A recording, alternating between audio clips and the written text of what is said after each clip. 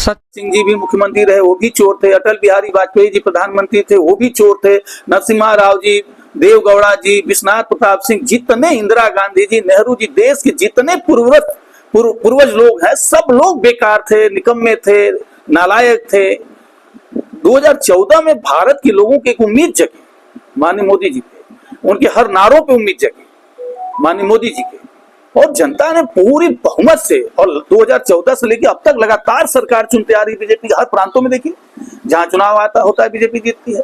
तो जनता का कहीं न कहीं विश्वास है, और सरकार की इस नारे के बावजूद भी भ्रष्टाचार हो रहा है, तो सरकार अपने पांव के नीचे झांक करके देखे कि उसके पांव के नीचे जमीन है या नहीं है। सरकार क्या जमीन पे है, हवा में है, कहां है? सरकार को जांचना चाहिए। हम कैसे करेंगे?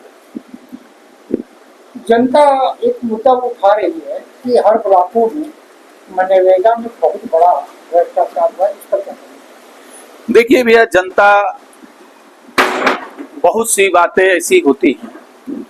जनता हमारी बड़ी अच्छी है, बड़ी भोली भाली है, कानून पे विश्वास करती है, सरकार पे विश्वास करती है।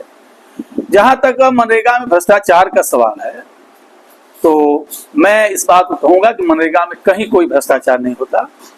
और अगर जिस चीज को जनता भ्रष्टाचार समझ रही है, उस भ्रष्टाचार की जिम्मेदार डायरेक्ट सरकार है।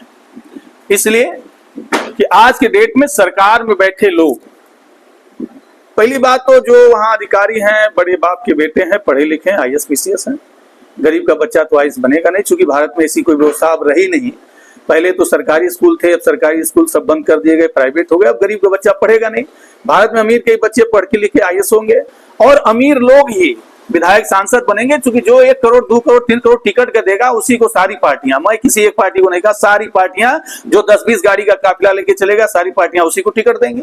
वही नेता बन के जाएगा सदन में, वही अधिकारी होंगे। तो फिर गरीबों की कौन सुनेगा? एक हम लोग ने खबर चलाई थी कि प्राइवेट स्कूल मनमाने ढंग से फीस ले रहे हैं और उनका मानक के विपरीत स्कूल बन रहे हैं, इस पर क्या करेंगे? देखिए भैया, ये सब चीज आप लोग समाज के जागरूक हिस्सा हैं, समाज के एक मजबूत पिलर हैं। बिना पत्रकार बंधुओं के समाज सुरक्षित नहीं रहेगा, संस्थाएं सुरक्षित नहीं रहेंगी। आप लोग का खबर चलाना बिल्कुल जायज है, लेकिन दुर्भाग्य है कि अगर प्राइवेट स्कूल मनमाना कर रहे हैं, तो इनको कंट्रोल कौन करेगा? जो सत्ता में बैठे हैं वो करेंगे।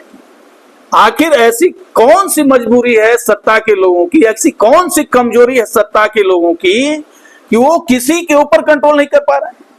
कहीं न कहीं कोई एक अंदर बहुत बड़ी साजिश है। क्योंकि जब चुनाव आप देख रहे हैं कि इतने बम पर रुपया फूंक करके बांट करके चुनाव लड़ा जा रहा है, तो जो लोग सरकार में मददगार होंगे, जो पैसा दे करके विधायक लड़ाएंगे, जो पैसा दे करके सांसद लड़ाएंगे, जो पैसा दे करके सरकार बनाएंगे, चाहे किसी की, तो फिर अपना पैसा वो नहीं लूटेंगे। प्राइवेट स्कूल किसके हैं? अमीर आदमी के हैं, जिनके पास पूंजी है। कोई गरीब आदमी मड़ई में रहने वाला, 2 बीघा 4 बीघा किसान, साइकिल चलने वाला, मोटरसाइकिल चलने वाला स्कूल तो है नहीं। वो कहां जाता है भ्रष्टाचार करने के लिए? 200, आप मनरेगा के सवाल पूछे थे, 200 कुछ रुपया, 252 रुपया लमसम मजदूरी है मनरेगा की। आप ईमानदारी से बताइए, एक श्रमिक भाई का 450-500, एक मिस्त्री भाई का 650 मजदूरी चल रहा है। सरकार 350-400 रुपया मजदूरी दे रही है, 200-250 रुपया मजदूरी दे रही है। सरकार की इस बात को नहीं जानती कि हम जितना मजदूरी दे रहे हैं, इसमें कोई मजदूर काम नहीं करेगा। यानी एक मजदूर, 2 मजदूर के पैसे में 1 मजदूर लगता है। कहां से ईमानदारी से कोई ठेकेदार काम करेगा? तो इसकी जिम्मेदार सरकार। साफ सफाई पर भ्रष्टाचार चल रही है। हम का तो सवाल आप